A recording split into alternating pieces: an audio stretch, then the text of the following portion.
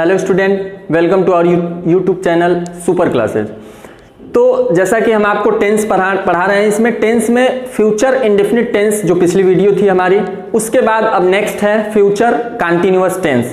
Continuous का मतलब होता है कोई काम निरंतर हो रहा हो, ठीक है। कंटिन्यूअस का मतलब ही यही होता है। तो अब फ्यूचर कंटिन्यूअस टेंस, चूंकि फ्यूचर आया है तो वाक्य के अंत में गा गी गे आएगा। और जब फ्यूचर कंटिन्यूअस टेंस की बात की जाएगी तो जिन वाक्यों के अंत में, इसकी यही पहचान की परिभाषा है कि जिन वाक्यों के अंत में रहा होगा, रही होगी, रहे होंगे या रहा होगा इत्यादि शब्द आते हैं, उसे फ्यूचर कंटिन्यूअस टेंस कहा जाता है। और इसकी सहायक क्रिया विल के साथ बी जुड़ी होती है, यानी कि इसकी सहायक क्रिया विल बी होती है।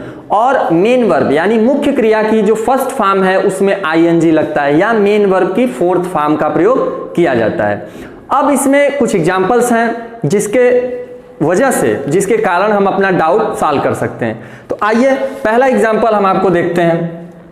जैसे पहला एग्जांपल है, वह क्रिकेट खेल रहा होगा। वह क्रिकेट खेल रहा होगा, ठीक है, इसमें कोई दिक्कत नहीं, वह क्रिकेट खेल रहा होगा। तो अब इसमें जैसा कि हम पहले से ही आपको बताए हैं कि सबसे पहला काम होता है नियम बनाना, रूल फॉर्मेशन करिए। सबसे पहले क्या आएगा? सब्जेक्ट। साधारण वाक्य है इसलिए नहीं आएगा, इसमें नहीं आ ही नहीं सकता, नहीं बिल्कुल नहीं आएगा। तो वह क्रिकेट खेल रहा होगा, तो रहा होगा आया है इसलिए फ्यूचर कंटिन्यूअस टेंस है। तो subject plus will be, subject plus will be यानी कि हेल्पिंग वर्ब। और इसके बाद क्या? मेन वर्ब की फोर्थ फॉर्म या मेन वर्ब की फर्स्ट फॉर्म में आईएनजी। और इसके बाद क्या? ऑब्जेक्ट।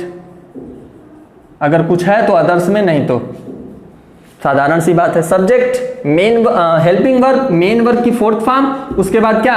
ऑब्जेक्ट। अब इसी नियम को, जो नियम बनाया हमने, इसी नियम को यहां पे क्या करें? अप्लाई करेंगे। सब्जेक्ट क्या है? वह, तो ही हो गया। विल बी हेल्पिंग वर्ब है, ही विल बी। अब क्या? खेलने की इंग्लिश क्या होती है? प्ले। और प्ले में आईएनजी लगेगा क्योंकि उसका फोर्थ फॉर्म होगा। तो ही विल बी प्लेइंग क्या? Cricket. He will be playing cricket. अब इसमें कोई आपत्ति नहीं होनी चाहिए। सब्जेक्ट था, हमने सब्जेक्ट लिखा, हेल्पिंग वर्ब इसकी विल बी है तो विल बी लिखा, और मेन वर्ब की फोर्थ फॉर्म यानी कि प्लेइंग हो जाएगा। और उसके बाद क्या बचा? ऑब्जेक्ट। अब जो दूसरा टाइप है, जो दूसरा टाइप होगा ये है नेगेटिव। नेगेटिव की सबसे बड़ी यही पहचान हमने आपको बताया है कि नेगेटिव में नहीं अवश्य आएगा। तो नेगेटिव सेंटेंस जब है तो उसमें नहीं आएगा। अब उस नेगेटिव को जब भी सॉल्व करेंगे तो ये ध्यान रखने वाली बात होगी कि हमेशा नॉट का प्रयोग सब्जेक्ट के ही बाद होता है, उससे पहले कभी उसका प्रयोग नहीं किया जा सकता है। तो दूसरा एग्जांपल देखिए, तुम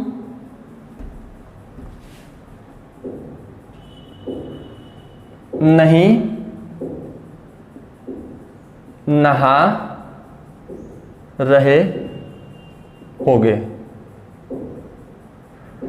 तुम नहीं नहा रहे होगे, तो नहीं आया है, नेगेटिव है। रहा होगा, रही होगी, रहे होगे में से कोई एक आया है, तो ये क्या है? फ्यूचर कंटिन्यूअस टेंस है। नियम बनाइए, सब्जेक्ट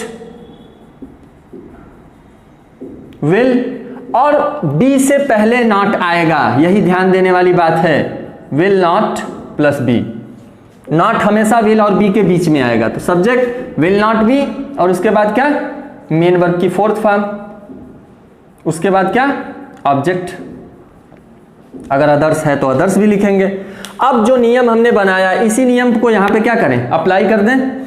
सब्जेक्ट क्या है? यू, फिर विल नॉट बी क्या?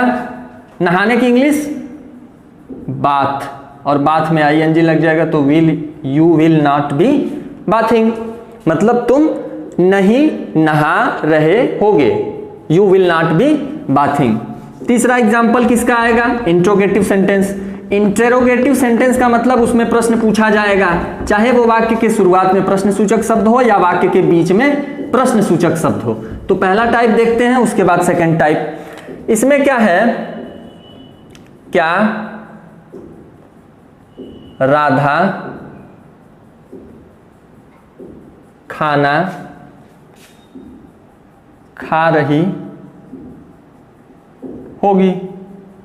क्या राधा खाना खा रही होगी। अब चूंकि प्रश्न सूचक शब्द वाक्य के शुरुआत में आया है तो हमेशा से, जैसा कि करते आए हैं, हेल्पिंग वर्ब से ही सेंटेंस को क्या करेंगे, ट्रांसलेट करेंगे, शुरू करेंगे। तो इसकी हेल्पिंग वर्ब क्या होगी, विल बी। ठीक है, लेकिन जब भी विल और बी लिखा जाएगा तो उस विल और बी के बीच में सब्जेक्ट आएगा। अगर नॉट है तो नॉट भी उसके बीच में आएगा, इसलिए will plus subject plus be. अब इसके बाद विल हो गया, सब्जेक्ट हो गया, बी हो गया, नॉट है नहीं इसमें। अब मेन वर्ब की कौन सी फॉर्म, फोर्थ फॉर्म लिख दीजिए। फिर उसके बाद क्या, ऑब्जेक्ट। विल जो नियम हमने आपको बनाया, इसी नियम को अब यहां पे क्या करें, अप्लाई करेंगे। लिखिए इसको, विल, सब्जेक्ट क्या है, राधा, बी क्या, खाना खा रही होगी, खाने की इंग्लिश ईटिंग, क्या चीज, the food. Will Radha be eating the food. कोई आपत्ति नहीं इसमें, सब्जेक्ट के पहले हेल्पिंग वर्ब आएगी तो हमने लिखा वही, उसके बाद मेन वर्ब की फोर्थ फॉर्म और उसके बाद क्या बचा, ऑब्जेक्ट बचा। लास्ट जो एग्जांपल है इसमें होगा प्रश्न सूचक तथा नकारात्मक, यानी कि इंट्रोगेटिव प्लस नेगेटिव सेंटेंस, दोनों इसमें मिला हुआ रहेगा। यानी कि प्रश्न भी पूछा जाएगा और उसके साथ नहीं का भी प्रयोग अवश्य किया जाएगा। तो लिखेंगे, चौथा एग्जांपल है, श्याम घर क्यों नहीं जा रहा होगा। अब चूंकि पहले पहचान कर लीजिए, नहीं आया है, क्यों आया है, तो यानी क्यों आया तो प्रश्न सूचक, नहीं आया तो नेगेटिव, और इसके बाद रहा होगा तो इसका मतलब कि फ्यूचर कंटीन्यूअस टेंस। आइए नियम बनाइए, WH वर्ड से क्या करेंगे, शुरू करेंगे।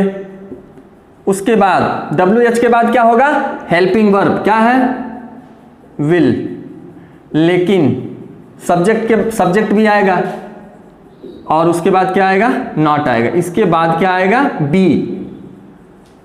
WH वर्ड, हेल्पिंग वर्ब, और हेल्पिंग वर्ब में विल और बी के बीच में सब्जेक्ट तथा नेगेटिव सेंटेंस अगर है तो नॉट का भी प्रयोग किया जाएगा। तो WH word, will, subject, not, be, क्या, मेन वर्ब की फोर्थ फॉर्म। उसके बाद क्या, ऑब्जेक्ट, अगर कुछ बचा है अदर्स हो जाएगा। अब जो नियम हमने बनाया इसी नियम को यहां पे क्या करें, अप्लाई कर दें। WH वर्ड क्या है, Y, will,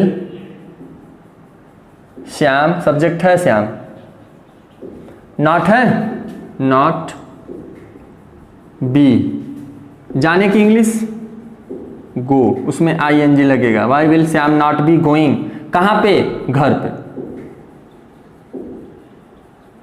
Y will Shyam not be going home, कोई दिक्कत नहीं इसमें। तो चारों एग्जांपल्स इसमें भी हमने आपको बता दिया।